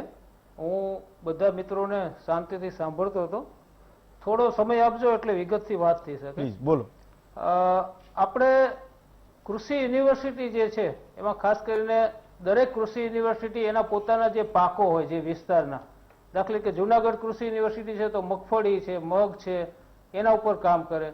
દાંતીવાડા યુનિવર્સિટી હોય તો બીજા પાકો ઉપર. તો એ રીતે કુલ જે કઈ ખેતીની અંદર ખર્ચ થાય છે એના 14 જુદા જુદા પરિબળો નક્કી કરેલા છે. અને આ 14 પરિબળો જે છે એમાંથી જુદા જુદા પ્રકારની કોસ્ટ કાઢવામાં આવે છે. Cost A, cost B, cost C1, cost C2. હવે આપની જે વાત છે કે ભાઈ કોંગ્રેસ સરકારે પણ C2 કોસ્ટ પ્રમાણે MSP ક્યારેય ડિક્લેર કરી ન હતી, અને અત્યારની જે સરકાર 2014 થી જે છે ભાજપ સરકાર, એમણે પણ કોસ્ટ C2 પ્રમાણે ટેકાના ભાવ જાહેર કર્યા નથી. આજે પણ જે જાહેર કરવામાં આવેલા છે એમાં તમે જોશો તો કોસ્ટ ઓફ પ્રોડક્શન એવો શબ્દ વાપર્યો છે. એટલે આમાં કઈ ખબર ના પડે કોસ્ટ ઓફ પ્રોડક્શન એટલે શું લીધું છે. કારણ કે ઘણીવાર તો પરિસ્થિતિ એવી થાય છે કે જ્યારે C2 કોસ્ટ ગણવામાં આવે ત્યારે એની અંદર કુટુંબના જે સભ્યો છે એનું પણ મજૂરી એની અંદર ગણવામાં આવે છે, અને સાથે સાથે પોતાની જમીન જે છે એનું ભાડું, પોતાના સ્થાયી મૂડી ઉપરનું વ્યાજ અને વ્યવસ્થાપન ખર્ચ, આ બધું જ્યારે ગણવામાં આવે ત્યારે કોસ્ટ C2 થાય છે. અને આ જે કોસ્ટ C2 આવે એના ઉપર 50% નફો મળે એવા ભાવ જાહેર કરવા જોઈએ એવું ડોક્ટર MS સ્વામીનાથનના રિપોર્ટમાં છે. હવે સરકારની વિલિંગનેસ ઉપર આધાર છે. કોસ્ટ C2 ચોક્કસ આપી શકાય, કેમ ના આપી શકાય? તમે સંસદ સભ્યોને અને ધારાસભ્યોને પેન્શન આપી શકતા હોય અને એને મોંઘવારી પણ આપી શકતા હોય, તો આ દેશની અંદર માત્ર ને માત્ર એક ખેડૂત જ એવો છે કે જેને કોઈ મોંઘવારીનો લાભ ના મળે. સરકારી કર્મચારીને DA નો વધારો મળી શકતો હોય, કેન્દ્રના તમામ સાંસદ કે રાજ્યના ધારાસભ્યોને જો એનો મોંઘવારીનો ભથ્થા મળતા વધારો મોંઘવારી પ્રમાણે મળી જતો હોય, ભારત સરકાર અને રાજ્ય સરકાર વખતો વખત પેન્શન અને જે સરકારને જે પગાર ધોરણ છે તો એમાં પણ દર 5 વર્ષે એની અંદર 5મું પગાર પંચ, 6ઠું પગાર પંચ, 7મું પગાર પંચ આ રીતે એનો વધારો કરતું હોય છે. એક સાગરભાઈ રબારી આ વાત સમજી શકશે, એને તો ઘણું બધું કેલ્ક્યુલેશન પણ કરેલું છે કે ડીઝલનો ભાવ જ્યારે આજથી 20 વર્ષ પહેલા શું હતો અને આજે અત્યારે શું ભાવ છે, તો ખેડૂતોને મહત્તમ જો જરૂરિયાત પડતી હોય તો ડીઝલની જરૂર પડતી હોય છે. એને સીધો ખેતીની અંદર ઓઇલ એન્જિન ચલાવવામાં થાય, ટ્રેક્ટર ચલાવવામાં થાય અને ટ્રાન્સપોર્ટેશન જે છે એમાં પણ ડીઝલ વપરાય એટલે એ પણ સીધું ખેડૂતને લાગુ પડતું હોય છે. તો તમે કર્મચારીનો પગાર છે આજથી 25 વર્ષ પહેલા શું હતો અને અત્યારે શું છે એમાં કેટલા ગણો વધારો થયો છે અને એ પ્રમાણે આ બધા ખેતી પાકોનો વધારો ખરેખર થયો છે કે નહીં એ વિચારવાનો સમય હવે આવી ગયો છે. એટલે આપે જે હેમંતભાઈ વાત કરી કેમ આ વધારો ન કરી શક્યું, કારણ કે ખેડૂતો ભોળા છે, ખેડૂતોને કોઈ સંગઠન નથી, ખેડૂતોની કોઈ રજૂઆત નથી. અને આજે વિરોધ પક્ષ પણ, હું તો અહીંયા બેઠા છે બંને પક્ષના, સરકારના પ્રતિનિધિ પણ છે, વિરોધ પક્ષના, તો વિરોધ પક્ષ પણ ખેડૂતની રજૂઆતો સબળ રીતે કેમ કરી શકતું નથી? આર્થિક આંકડા સાથે દરેક પેપરની અંદર આવવું જોઈએ, રોજે રોજ આવવું જોઈએ કે ભાઈ આટલો ખેતીનો. એક હું તમને જુનાગઢ સરસ છે, કૃષિ સાહેબ. યુનિવર્સિટીનો રિપોર્ટ આજે જ મેં વેબસાઇટ ઉપર જોયો. એમણે 2020-21 ના અડદના એક જ મિનિટમાં પૂરું કરું Please, છું, હા. અડદના ભાવનો ખેતી ખર્ચ એને બતાવ્યો છે. તો એમણે કોસ્ટ એ જે છે હેક્ટરે 13,436 ઉત્તર ગુજરાત માટે અને કોસ્ટ C2 27,662 રૂપિયા નક્કી કર્યા છે.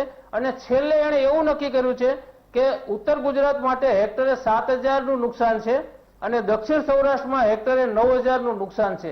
જો આ પ્રમાણે જો ખેતીના ભાવો રહે તો લોસમાં ખેતી જઈ રહી છે. એટલે આ દિશામાં સરકારે સક્રિય રીતે વિચારવાની જરૂર છે. જયરાજસિંહ, હું તમારી પાસે આવું, એક બ્રેક લઈએ, બ્રેક પછી તમારી પાસે આવું, બ્રેક પછી તમારી પાસે આવું, એક બ્રેક લઈએ, ફરી પાછા આ જ ચર્ચાને શરૂ રાખીશું.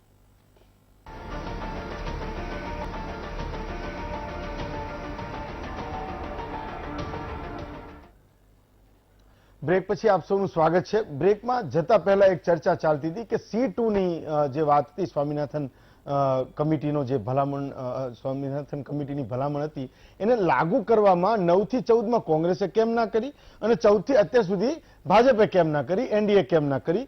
મુદ્દો માત્ર એટલો તો સરસિયા સાહેબ એવું કહેતા હતા કે અત્યાર સુધીમાં કોંગ્રેસે પોતાની જવાબદારી નથી નિભાવી અને જે આજે એ ફોર્સ બનવો જોઈએ, જે એક દબાણ બનવું જોઈએ એ કોંગ્રેસના કારણે નથી બની શક્યું, એવો સરસિયા સાહેબનો એક આરોપ હતો. જી જયરાજસિંહ પછી તમે આપજો જવાબ. હા, સેનેસી સાહેબે મને ટેગ કર્યો એટલે મારે એમને કહેવું પડશે કે એમને જે વાત કરી એ વાત સાથે હું સંમત છું, કારણ કે કૃષિ અધિકારી છે, યુનિવર્સિટીમાં પણ કામ કર્યું છે, કૃષિ નિયામક રહી ચૂક્યા છે.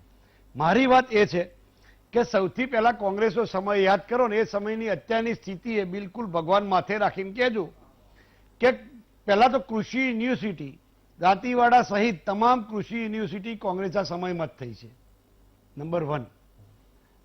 એનાથી આગળ એ કૃષિ યુનિવર્સિટીની અંદર જે સંશોધન કેન્દ્રો હતા, રિસર્ચ સેન્ટર્સ અને સંશોધન કેન્દ્રો હતા, એ વખતની સ્થિતિ સાહેબ જ્યારે તમે ભણતા હશો ત્યારે પણ અને અત્યારે શું સ્થિતિ છે એ બંનેનો ખાલી સરખામણી કરો ખાલી. એનાથી આગળ એના પછી આ દેશની કૃષિ માટે જિલ્લા પંચાયતમાં, હું 20 વર્ષ જિલ્લા પંચાયતમાં ચૂંટણી સત્તા સ્થાને અને વિપક્ષમાં બધે રહ્યો જ છું. આજે જે એ વખતે જે કૃષિના જે ફાર્મ બધા હતા, જે ખેતરો મોટાભાગના રિસર્ચ સેન્ટરના પાકના બધાના, એની શું સ્થિતિ છે, રિસર્ચ પાછળ કેટલું સરકાર બજેટ વાપરે છે, એ રિસર્ચની સ્થિતિ અને અત્યારની સ્થિતિ ખાલી સરખામણી કરો 1990 વખતની અને એના પછીની છેલ્લા 27 વર્ષથી ભારતીય જનતા પાર્ટીની સરકારમાં એક કૃષિ જે સંશોધન કેન્દ્રો હતા, રિસર્ચ સેન્ટર્સ, એની શું સ્થિતિ છે? અત્યારે તો ગધેડા ફરે છે અંદર, નંબર 1 કૃષિ ફાર્મમાં પણ. એનાથી આગળ કહું, ડીઝલની વાત કરી સાહેબે. સાહેબ યાદ કરો, કૃષિ એગ્રો પંપ હતા કે નતા કાબુભાઈ? એગ્રો પંપ હતા. એગ્રો પંપ કેમ કર્યા હતા? કોંગ્રેસને ખબર હતી કે ડીઝલ એ ખેતીમાં વપરાય છે, ડીઝલ ખેતીમાં વપરાય છે એટલે પહેલા ડીઝલ પર સબસિડી તો ખરી જ. પેટ્રોલ અને ડીઝલનો ડિફરન્ટ કેમ હતો? એટલા માટે જ હતો કે ડીઝલ ખેડૂતો વાપરે છે. કૃષિ પંપ હતા, અત્યારે શું સ્થિતિ છે? ક્યાં છે કૃષિ પંપ ભાઈ? બંધ કરી દીધા. કૃષિ પંપમાં તમે ટ્રેક્ટરમાં ભરાવા જાઓ, કૃષિ ઓજારમાં ભરાવા જાઓ, ડીઝલ માટે લેવા જાઓ તો જ મળે. એ કોઈ સુખી લોકોને મોટર કારોમાં ભરવા માટે નહોતો. એટલે કૃષિ પંપો પણ કોંગ્રેસના સમયમાં જ હતા. ડીઝલ પરની મેક્સિમમ સબસિડી પણ એના સમયમાં જ હતી. એટલે મારી વાત સમજો. હું કહું બહુ સ્પષ્ટ કહું, એગ્રો પંપ એટલે શું? મને સમજાવો. શું what is meaning of agro pump? Agro pump, તમારી વાત સાચી છે. એગ્રો નામ જ એગ્રો પંપ. ખેડૂતને અલગ નામ રીઝન જ- મળ્યું હોય, પણ ગાડીઓ એટલા માટે તમને કહું, ગેસના બાટલા હતા, લોકો કારમાં ફેરવતા ત્યારે હોટલમાં વાપરતા થયા, એટલે સીબીડીટી ડાયરેક્ટ ટેક્સ બેનિફિટ આવી ગયો ને.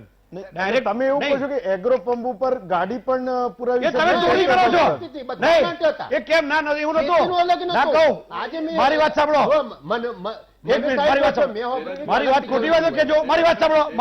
મારે પંપ હતો ડાબલા ચોકડી એ ડોક્ટર સીજે ચાવડા સાહેબનો એટલે પંપ હતો. હું ખેતીની તમને વાત સબસિડી કરું. તમે નહીં, મોટર કાર નહીં, એક મિનિટ. મોટર કારમાં લોકો પુરાઈ દેતા, પણ એ જયારે તમે હતું ડીઝલ ખેતી માટે. કેટલું સેલ કર્યું તો કે તમારે 3000 સેલ થયું તો 3000 7 ઉતારા જ મૂકી દેવાના. ચોરી કરવાની પદ્ધતિ હતી. બાકી પદ્ધતિ એગ્રો સારી પંપ તો હતી. કૃષિ પદ્ધતિ માટે સારી જ હતી. હતા, Yes, કૃષિ yes. માટે જ હતા હા, સાહેબ. બાકી પદ્ધતિ મળ્યું ખૂબ નથી સારી ત્યારે હતી. મળ્યું હોય. પદ્ધતિ સારી જ એવું હતી. મને સ્વાભાવિક પણ નથી. જનતા ચોરી કરે. તમે કારમાં પુરાઈ દો તો હું 7 નો ઉતારો વધારી ટ્રેક્ટર લખું. પ્રશિક્ષણ તમે એ આપો. બહુ મારું ઓછા ટ્રેક્ટર લોકો. લખું. પ્રશિક્ષણ તમે આપતા હતા. બહુ એ ઓછા કોને લોકો કરવાનું? હોય. બહુ કોને કરવાનું? ચોરી તો હેતુ કરનારા તો બહુ ઉમદા જ ઓછા હતો લોકો ભાઈ. હોય. હેતુ તો ઉમદા જ હતો, એમાં ના કહી શકાય નહીં. એનું નામ જ એગ્રો પંપ. એના ઉપર સબસિડી એટલા માટે જ હતી જરાસી અને ખેડૂત ડિફરન્ટ પણ એટલા માટે જ હતો. કાર્ય ઉમદા નતો. કોઈ પણ ડિફરન્ટ સરકારની એટલા વાત માટે કરો. જ હતો, તમે ગાંધીજી. કોંગ્રેસે અને પૂરા બીજું કરી કહું. નાખ્યા, ભાજપે પૂરા કરી નાખ્યા. બીજું સાહેબ, કહું. તમને કહી દઉં, બીજું કહું. કોંગ્રેસે ક્યારેય ખેડૂત માટે વિચાર્યું નથી. આ તમને અચ્છા, કહી દઉં. શું નથી કર્યું મને સમજાવો. એટલે બરોબર. શું કર્યું મને ના. સમજાવો તમે. ચલો હું બોલું, સાંભળો. નહીં, નહીં, મને શું 5 મિનિટ કર્યું આપો. તમે સમજાવો મને. આજે એવું થઈ રહ્યું છે. પણ હવે ચાલુ રાખો. બધી એમને તો હવે હું બોલું 5 મિનિટ સાંભળો. એક કામ કરો, 5 મિનિટ એક કામ આપો. કરો, એક કામ એક કરો. શબ્દ એક એક કામ શબ્દ કરો. ખોટો પડે એક મને કામ 5 કરો. મિનિટ સળંગ બોલવા દો. કૃષિ માટે કોંગ્રેસે શું કર્યું એ 30 મિનિટ કે તો 30 મિનિટ બોલું. અને એક પણ વાત તો ઓડિટ યુનિવર્સિટીઓ તમે ઓડિટ કરી શકો. એની વાત કરો. તમે એ ઓડિટ કરી કોંગ્રેસ- શકો ભાઈ. જયરાજસિંહ. નહીં, નહીં, નહીં, એટલે બિલકુલ હું નહીં ચલાવવામાં આવે. મારી વાત સાંભળો. બંનેની વાત કરું નહીં, છું. બંને વાત એ કરતા રાજનીતિ નથી. ના થવી જોઈએ. આ કામ ખેડૂતની સાંભળો. રાજનીતિ નથી કરવી. તમે નહીં, તમારે નહીં. રાજનીતિ હવે નહીં. જો. તમે અત્યારે શું તટસ્થ દેખાવા કરવું માટે ખેડૂત હવે જયરાજસિંહ, તટસ્થ દેખાવા માટે જયરાજસિંહ અને તમે ગાવુભાઈ. કોંગ્રેસના કરેલા કામો ના ભૂલી શકો. તમે ઓકે, તમારે તમે- બોલવા જ પડે. તમે જયરાજસિંહ- અથવા સાંભળવા જ પડે. તમે- અને નહીં, તમારે નહીં, ઓડિટ અમે હોય. તૈયાર જ છીએ. નહીં, ઓડિટ હોય. કોંગ્રેસને બંને- સારું કામ તમારે કરવાનું ઓડિટ હોય તો કરો. બંને ગાબુભાઈ. ઓકે તમારે ગાવુભાઈ, ઓડિટ ગાવુભાઈ, હોય. હવે તમારે ઓડિટ હોય તો જયરાજસિંહ- કરી શકો. જયરાજસિંહ. બાકી તમે મને સમજાવો. મારી વાત ઓકે. સમજાવો. એક મિનિટ. હા, એને પૂછીશું. તમે ભલે સમય ટૂંકમાં મને જવાબ પૂછીને આપી દો. આપતા. એને મારે પૂછી દો. એમને જવાબ આપું છું. મારી વાત ટૂંકમાં- સાંભળો. ટૂંકમાં અને આપો. પછી એમને સમય આપજો. ટૂંકમાં, હા. અને એમાં ઓડિટ હોય તો કરી શકે. હા. જો એક પણ ભારતીય જનતા પાર્ટીની સરકારે એક ડેમ બનાવ્યો છે. અચ્છા, ડેમ શાના માટે છે? ત્યાં અંદર હોડકા ફેરવવા માટે ડેમ બનાવ્યા હતા? ના. તરવા માટે બનાવ્યા હતા? ના.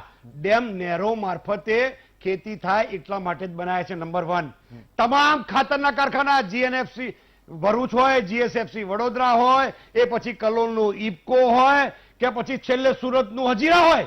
એક બતાવો મને, એક ખાતરનું કારખાનું ભારતીય જનતા પાર્ટીએ બનાવ્યું હોય તો. ક્યાં બેલેન્સ ની વાત કરો છો? તટસ્થ ભાઈ, પ્લીઝ તમારો વારો આવે. હિતેશભાઈ, મારો પણ તમે એક મિનિટ. ટૂંકમાં જયરાજસિંહ, તમે વચ્ચે નહીં બોલો. તમે નહીં, નહીં, એને મારે જવાબ ના એક દેશો. મિનિટ. તમે ભાઈ, એને હેમંતભાઈ, જવાબ- મારી વાત નહીં તોડો. મારી જયરાજસિંહ, લીંક તૂટે છે. જયરાજસિંહ, તમે હેમંતભાઈ, એને મારી જવાબ લીંક ના તૂટે, દેશો. please. મારી આપને વિનંતી છે. હું તમને હું ડેકોરમ તમે નથી બોલી લો, તોડતો. મારી વાત મારે સાંભળો. વાત કરવા દો. તમે એને જવાબ ના મને- દેશો. પણ મારી તમે વાત તો માહિતી- પૂરી કરું. તમે માહિતી ફટ દઈને પણ આપી એને દો, આપી વારો દઉં છું. આવે. હા, હું માહિતી આપી ફટ દઉં દઈને છું. આપી દો. તમે માહિતી. એક તમામ ખાતરના કારખાના કોંગ્રેસના સમયમાં બન્યા, તમામ ડેપો, એના પાછું કૃષિ સહાયક કેન્દ્રો. કૃષિ સહાયક કેન્દ્રોનું નામ એટલા માટે કે કૃષિ શબ્દ વાપરે એટલે ભારત સરકારના ટેક્સેશનમાં ફાયદો થાય.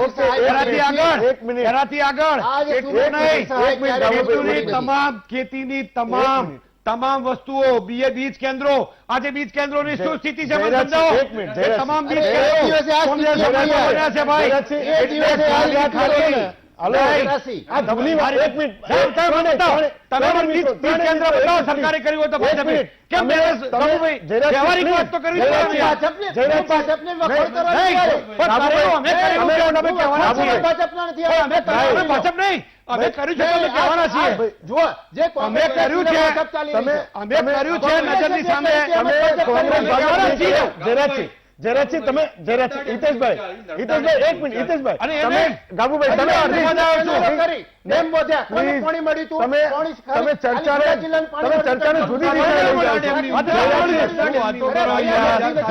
તમે ચર્ચાને એક મિનિટ ત્રણેય મિત્રો please. સૌરાષ્ટ્રમાં ક્યાં પાણી ગાબુભાઈ, આવે?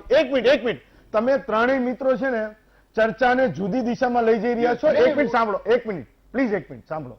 હવે જે જૂનું જેને કરવાનું હતું ને એ કરી ગયા. હવે અત્યારે જે લોકો છે ને એક મિનિટ એનો જવાબ માંગવાનો ટાઈમ છે અને હિતેશભાઈ એ જવાબ આપી રહ્યા છે, એને જવાબ આપવા દો. તમે એને કોંગ્રેસે શું કર્યું, કોંગ્રેસે નહીં કર્યું, કોંગ્રેસનો કોંગ્રેસે તો કર્યું જ છે. ઓકે એ જ કહું છું. હા ચાલો એ તમે આપી દીધો જવાબ. હા હિતેશભાઈ બોલો. હા એ વખતે બોલો. નથી હા, થઈ. ઓકે ચાલો. હમણાં હા, ખૂબ fine. સારી વાત સરસિયા સાહેબ દ્વારા થતી હતી કે સ્વામીનાથન રિપોર્ટ આવ્યો. સ્વામીનાથન રિપોર્ટ કેમ બનાવવામાં આવ્યો, સ્વામીનાથન રિપોર્ટ આયોગની કેમ સ્થાપના કરવામાં આવી, એની પાછળની ભૂમિકામાં પણ આપણે જવું જોઈએ. 1995 થી 2005 સુધી કેટલા ખેડૂતોએ આ દેશમાં આત્મહત્યા કરી અને એ પછી આ આયોગની સ્થાપના થઈ, એ પછી આ રિપોર્ટ જનરેટ થયો. રિપોર્ટ જનરેટ થયા પછી શા માટે કોંગ્રેસની સરકાર હતી તો એને આ રિપોર્ટને કેમ કરીને ઇમ્પ્લિમેન્ટ ના કર્યો એની જ ચર્ચા થવી જોઈએ. એની જગ્યાએ જયરાજભાઈ આખી ચર્ચાને જુદી દિશામાં લઈ રહ્યા છે. ઓકે એ C2 ની જ વાત હતી. Yes, હું એ જ વાત કરું છું. તમે C2 ની વાત કરો કેમ 7 વર્ષમાં ચાલે છે. એક મિનિટ જયરાજસિંહ C2 ની વાત કરો એક પછી તમને કહું તમને અલગ છે ઓકે. અડધા વાક્ય હિતેશભાઈ ખાલી એટલું કે આપણે ખેડૂતોની આત્મહત્યાના આંકડા પ્રકાશિત કરવાનું બંધ કેમ કરી દીધું? ચલો ઓકે એનો જવાબ આપો. ખેડૂતોની આત્મહત્યા ના આંકડા કેમ બંધ કરવામાં આવે ખબર નથી, પણ 1995 થી 2005 સુધી 1.5 લાખ જેટલા ખેડૂતો આત્મહત્યા કરી હતી. આમાંય કોંગ્રેસ ને ભાજપના ટેન્યુઅરને નહીં લાવો. નહીં, ટેન્યુઅરની વાત નથી. આજની વાત. ટેન્યુઅરની વાત નથી કરતો. કે હવે ના કરે આત્મહત્યા એના માટે શું કરવું જોઈએ? હેમંતભાઈ, હું એ જ ઓકે. વાત કરવા માંગુ હા, છું. એ જ please. વાત હા, કરવા હા. માંગુ છું. કેમ ભાજપ નહીં? કોંગ્રેસ સિવાય હા, ખેડૂતને હા, મધ્યમાં આગળ રાખીને વાત કરવા આગળ માંગુ કરો. છું. હા, બસ એ વાત કરો. પ્રતિ વર્ષ 15,000 જેટલા ખેડૂતો આત્મહત્યા કરતા હતા.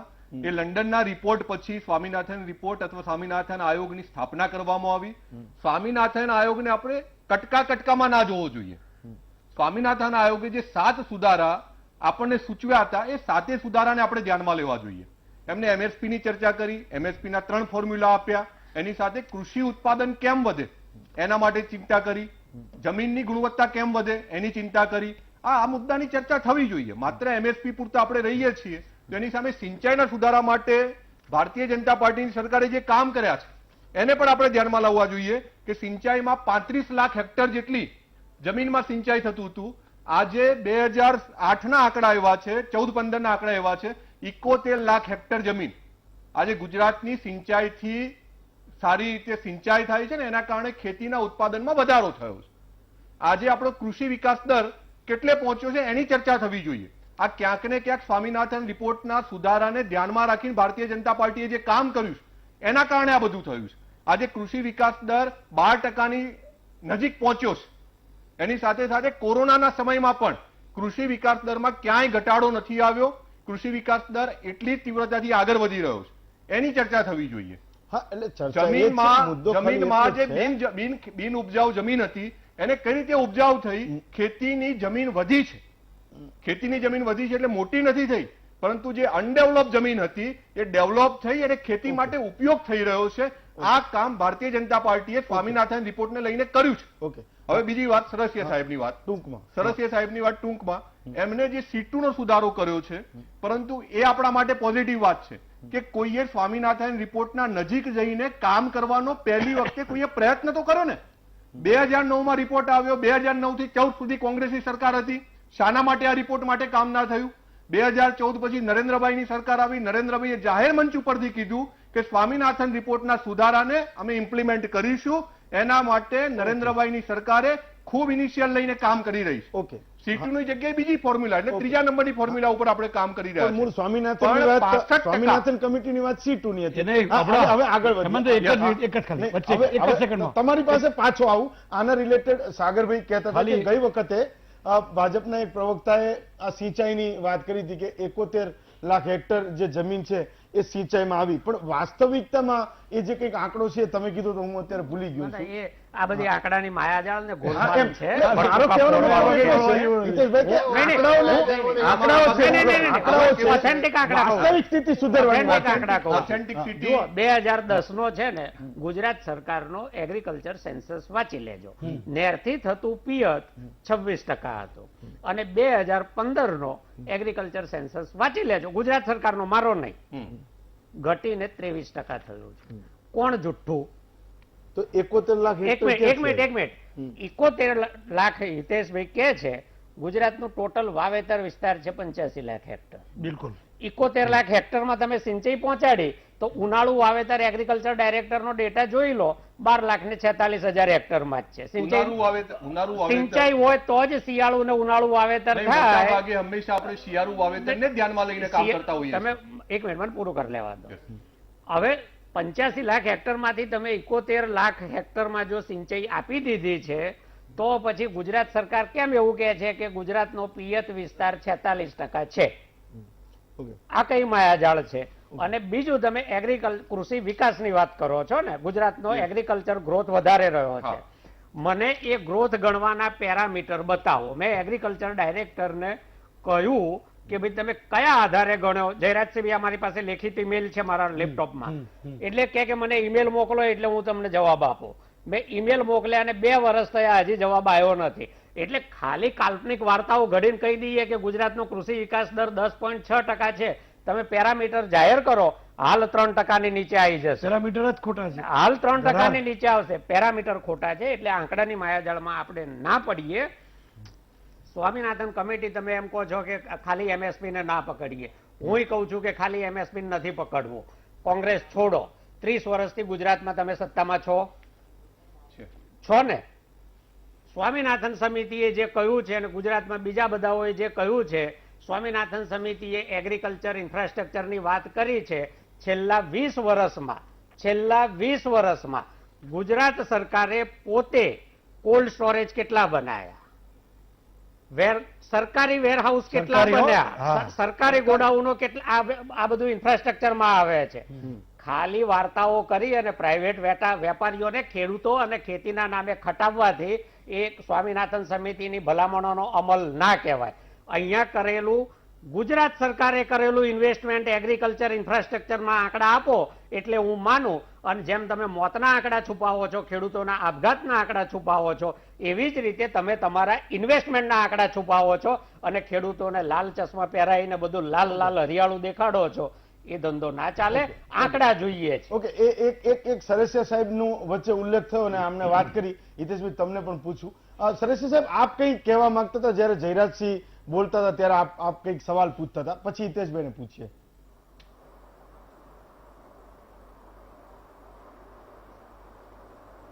જયરાજસિંહે જે વાત કરી કે શરૂઆતમાં જે એગ્રીકલ્ચરના જે ડેવલપમેન્ટના જે કામ થયા એ કોંગ્રેસના સમય થયા, એને કોઈ ઇનકાર ના થઈ શકે, એ વાત સાચી છે.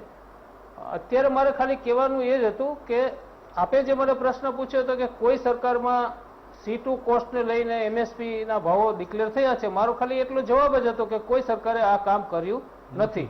કેમ નથી કર્યું એ સરકારી પ્રતિનિધિએ જવાબ આપવાનો છે.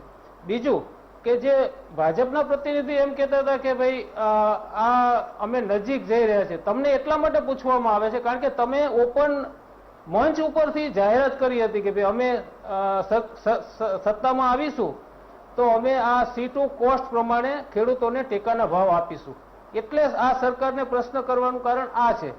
બીજું મારે એક મહત્વનો મુદ્દો એ છે, કારણ કે અહીંયા જે કોસ્ટિંગ અને એ બધું જે જોવામાં આવે છે એમાં જૂના જે આંકડા છે એને ધ્યાનમાં લેવામાં આવે છે. અત્યારના જે રિસન્ટ જે આંકડા છે એને જો લેવામાં આવે, ડીઝલનો ભાવ છે, ખાતરનો ભાવ વધારો છે, તો આ કોસ્ટિંગ જે છે આનાથી પણ હજી ઊંચું આવે. બીજું, ભાઈએ જે વાત કરી કે ખરીદી આટલા ટન કરવામાં આવી છે, પણ કોઈ પણ કોમોડિટીની અંદર ટોટલ જે પ્રોડક્શન થાય છે એના 10%થી વધારે અત્યાર સુધીમાં કોઈ કોમોડિટીની અંદર ખરીદી કરવામાં આવી નથી. ભાવ ફક્ત જાહેર કરવાથી કઈ ખેડૂતને લાભ મળી જતો નથી. એટલે એને કેટલી ખરીદી થાય છે એ પણ મહત્વની છે. બીજું હું તમને કોસ્ટિંગની વાત કરું, બે મહત્વના પાક આપણા ગુજરાત, જે એક જ ટૂંકમાં કહું કે આપણા બે મહત્વના પાક મગફળી અને કપાસ એનું જે કોસ્ટિંગ જે છે એ 1300 રૂપિયા મગફળીનો ભાવ મણનો હોય અને કોટનનો 1400 રૂપિયા હોય તો જ ખેડૂતને અત્યારે કંઈક બે પૈસા મળે, બાકી ખેડૂતને કંઈ મળે નહીં. ઓકે, સરસ સાહેબ. તમે જે વાત કરી એ મુદ્દાને પણ આપણે આગળ પૂછતા રહીશું, ભાજપને પણ એનો સવાલ પૂછીશું. એ પહેલા એક બ્રેક લઈએ, બ્રેક પછી આ ચર્ચાને શરૂ રાખીશું.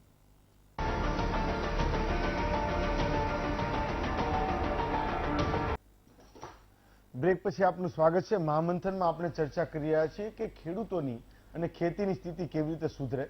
અહીંયા સાગરભાઈએ પણ એક મુદ્દો કીધો કે ઇન્ફ્રાસ્ટ્રક્ચરમાં માળખાગત જે સુવિધાઓ છે એમાં ખૂબ ઓછો ખર્ચ કર્યો છે અને કેટલાક આંકડામાં પણ કેટલીક ગોલમાલો થઈ રહી છે. પરંતુ જયરાજસિંહ, તમને એ પૂછવા માંગુ છું કે આ જે મુદ્દો ઉપસ્થિત થયો એનાથી ખેડૂતોનું શું ભલું થાય? માનો જે સરકારો જે કંઈ કરે તે એને જે એની રીત રિવાજ બધાના અલગ અલગ હોય ચલાવવાના, ખેડૂતનું શું ભલું થાય? જો બહુ સરસ વાત કરી હેમંતભાઈ, જેથી લોકોને સાદું સમજણ પડે એવી સાદી વાત કરું કે મેં કીધું એમ જ કે લોકોને સરવાળે કેવું છે કે પડતર નીચી કેવી રીતે આવે?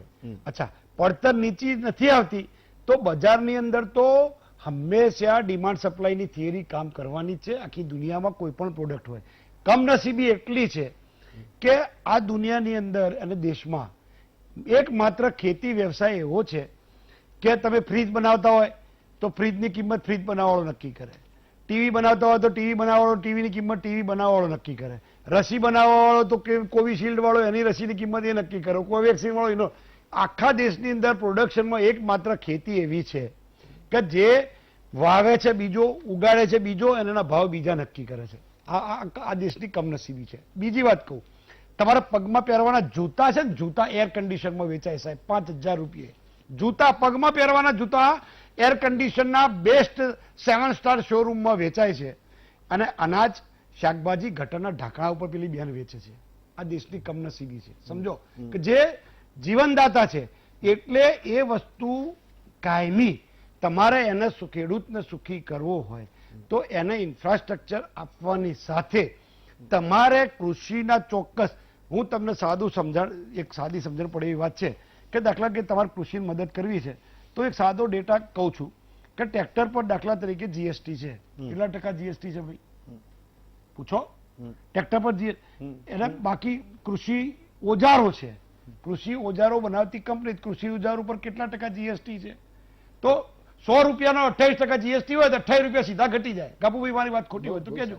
તો તમારે કૃષિને આગળ લાવવી છે તો એના માટે ટૂલ્સ વસાવવા પડે. ટૂલ્સ એટલે કે સાધનો. તો સાધનો શું હોય? તો સાધનોમાં પહેલા તમારે ખાતર. તો ખાતરમાં હમણાં ભાવ વધારો કેવો કર્યો હતો? આ તો ઓબાળો થયો એટલે ઘટાડ્યો નથી, બંધ રાખ્યો છે. કોંગ્રેસના સમયમાં. અચ્છા, પછી 50 કિલોના 45 કિલો કરી દીધા પાછા. એટલે આ તો કેવી વાત થઈ ખબર છે? હમણાં કેમ પેલા આપણે શાકવાળી બેન આવે ને એ કે તમે કોબીજ કેમ આલી? એટલે કે 12 રૂપિયે 250 કિલોનો ભાવ નથી બોલતી, 250 નો ભાવ બોલે એટલે 48 રૂપિયા કિલો થઈ દાખલા તરીકે. એમ આ ભારતીય જનતા પાર્ટીના મોદી સાહેબે ટેકનિક શીખવાડી ગયા છે. પેલા નહેરો માટે મોદી સાહેબ શું બોલતા ખબર કે મેં આટલા કરોડ, એમ કે નહેર ઇંચમાં બોલે. હવે કિલોમીટર આવે, પેલા તો માઇલ આવે, કિલોમીટર આવે, પછી મીટર આવે, પછી વાર આવે, એના પછી પાછા ફૂટ આવે, પછી ઇંચ આવે. ઇંચનો આટલા ઇંચ નહેરો બનાવી એવું કહેવાય? આ ક્વિન્ટલમાં એવું છે, ક્વિન્ટલમાં એવું જ છે. ક્વિન્ટલમાં કિલો શું વધ્યું? એટલે ક્વિન્ટલ ભાગ્યા 5 કરવા પડે. મારી વાત ક્વિન્ટલ ભાગ્યા 5 2 કરવા રૂપિયા. પડે. એટલે તમે કોથળામાં પાંચેરી મારો ખેડૂતને, તો કે ખેડૂત યાર આખી દુનિયાને જીવાડે છે, એને કોથળામાં પાંચેરી ના મરાય, એને ખબર પડે છે ભાઈ. પણ બીજી વાત કહું સાહેબ ગાબુભાઈ, કોંગ્રેસના સમયમાં હોર્સ પાવર થી વીજળી હતી. તમારે તાકાત હોય એટલું પાણી લો, અને પાણી કોઈ આમ આખો દિવસ બંબર નીચે કોઈ નાવા બેસે? ખેતીમાં જ વપરાય ભાઈ. સાદું અન્ડરસ્ટુડ છે, સમજી શકાય એવી વાત છે. તો હોર્સ પાવર કેન્સલ કરી મીટર નાખી દીધા. મીટર નાખે એટલું નહીં, તમે નહેરમાંથી બી ક્યાંક ડીઝલ પંપ મૂકી મૂકો તો પાછા હાથ કરીઓના ફોટા લગાયા તો ખેડૂત જોડે આતંકવાદી હોય એમ. પાછો નહેરો ઉપર ચોકી પહેરો. શું ધંધા નથી કર્યા આ બધા આપણે યાર? આપણે આ બધા વેપાર નથી કરેલા? અને પછી આપણે એમ કહીએ કે ખેડૂતોના, એટલે ખેડૂતોએ તમારું શું બગાડ્યું છે? મને એ તો કહો, શું કામ દુશ્મન બન્યા છો? મારે એ પૂછવું છે. જરાસી એક બ્રેક લેવાનો સમય છે. બ્રેક પછી આજે તમે સવાલ પૂછો છો ને એ ભાજપને પણ પૂછશું ને સાગરભાઈ ગાબુભાઈ પણ કંઈક કહેવા માંગતા હતા. એક બ્રેક લઈએ, બ્રેક પછી ફરી પાછા ફરીશું.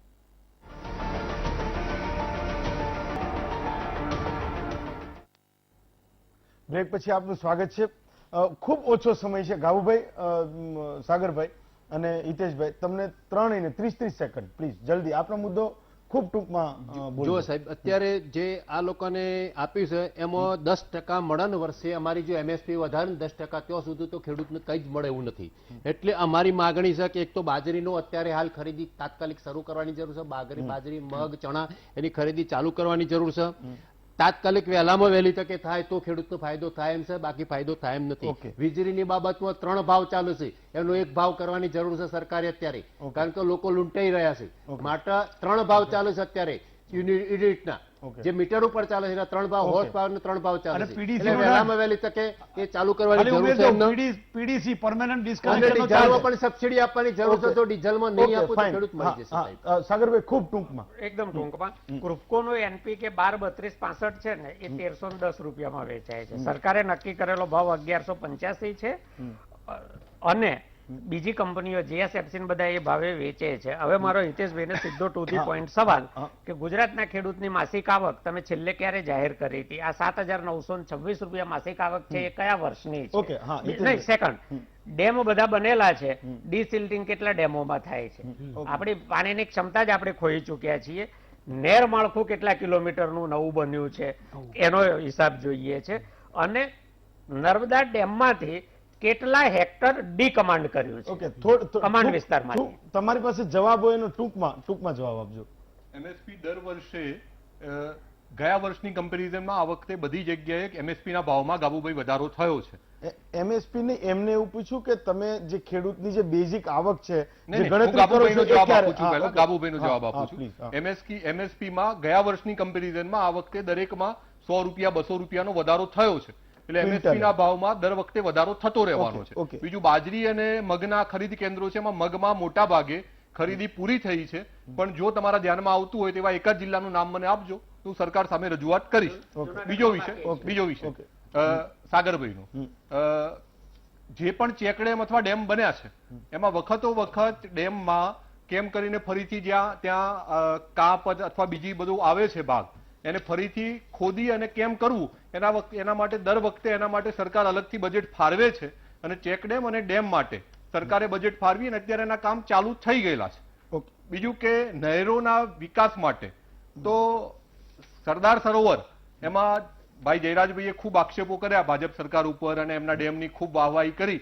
તો એમને જે નર્મદા ડેમની ઊંચાઈ વધારવામાં આક્ષેપો કર્યા હતા અથવા રોડા નાખ્યા હતા, એ નર્મદા ડેમની ઊંચાઈ વધ્યા પછી ખૂબ બધા કિલોમીટરો સુધી પાંચે મહાનુભાવોનો ખૂબ ખૂબ આભાર. આજે સમય નથી. હિતેશભાઈ, જયરાજસિંહ, સાગરભાઈ, ગાબુભાઈ અને સરેશિયા સાહેબ, આ પાંચેય મહાનુભાવોનો ખૂબ ખૂબ આભાર. આજે ખૂબ સમય ઓછો છે. આજે વાત હતી કે ટેકાના ભાવ જે જાહેર કર્યા છે એ પ્રસંગ હતો અને એટલે આપણે થોડી એ જે સ્થિતિ છે એના વિશે વાત કરતા હતા. ઉત્પાદન ખર્ચ જે છે એ ઘટાડો અને ઉપજનો ભાવ વધારે આપો. આ ગુજરાતનો અને દેશનો ખેડૂત વધારે બીજું કશું નથી માંગતો કે નોકરિયાત છે એનો પગાર દર વર્ષે વધે છે, વસ્તુ જે છે એનો દર વખતે એના ભાવ વધે છે, તો જે ખેતીની જે ઉપજ છે એનો પણ થોડો ભાવ વધે અને જે ખેતી છે એની સ્થિતિ સુધરે એટલી જ માંગ આ દેશનો ખેડૂત અને ગુજરાતનો ખેડૂત કરી રહ્યો છે. આપ પાંચે મહાનુભાવો જોડાયા, આપનો ખૂબ ખૂબ આભાર. આ જ વિષય પર જે કંઈ મુદ્દા છે આપના અમને સોશિયલ મીડિયા પર જો કમેન્ટ્સ કરશો, જ્યારે નેક્સ્ટમાં આપણે આ ખેતી અને ખેડૂતનો મુદ્દો ઉઠાવીશું ત્યારે આપના સવાલો પણ અમે ચોક્કસ લઈશું. આજે મને આપશો રજા.